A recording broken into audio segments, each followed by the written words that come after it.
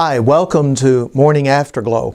This morning we're thinking together about Hebrews chapter 12 at the end of that chapter, verses 25 through 29, about a rather remarkable passage of Scripture where we're told there by God in and through that passage a number of important things.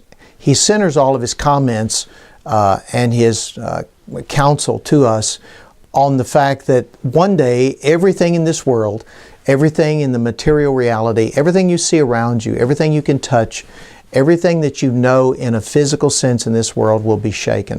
And what he means there is it's going to be changed, it's going to be purged, it's going to be cleansed, and it's going to be corrected and redeemed. Paul talked about the redemption of creation in the 8th chapter of Romans. Peter talks about the purging and the cleansing of all material reality in 2 Peter chapter 3.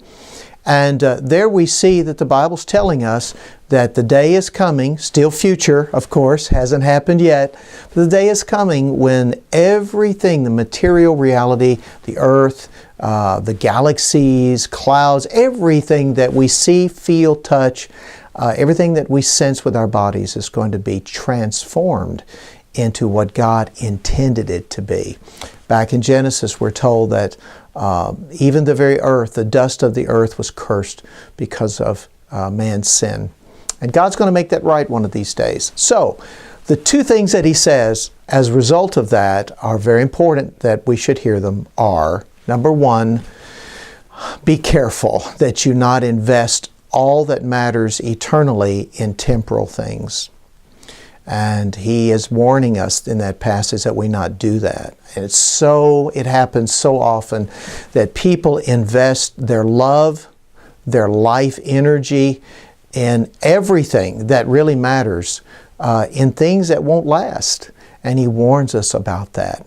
Now, it's not to say that it's not important to take care of business on this earth. Certainly we're to take care of things that need to be taken care of here on this earth. But we're not to invest our love in that. We're not to invest our faith in that or our hope in that. And so I want to warn you about that. Be very, very cautious and careful that you don't invest things that matter eternally in things that matter temporally. The second thing is that he tells us is this, that for those of us who know Christ and we are investing our lives in the kingdom of the Lord, that investment will never be regretted. That investment will indeed bear fruit forever and ever and ever. Jesus taught us that we're to lay up treasures in heaven, not treasures on the earth. And here we're told at the end of this passage in Hebrews 12 that God has called us to His kingdom, and we're part of His kingdom, and His kingdom will never end. Jesus once said, "Don't be afraid, little flock." He's referring to His disciples, "for the Father is pleased to give you His kingdom." Wow, that's an amazing thing, that we're part of an eternal kingdom that cannot be shaken, that cannot be destroyed, and will never, ever end.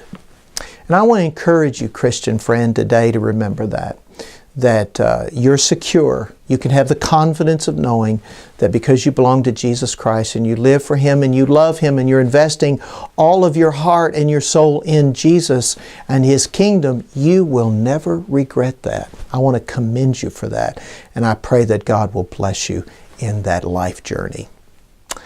It's good to talk to you today. Thank you for being a part of these brief moments together as we share things that matter. I'll look forward to seeing you next time on Morning Afterglow.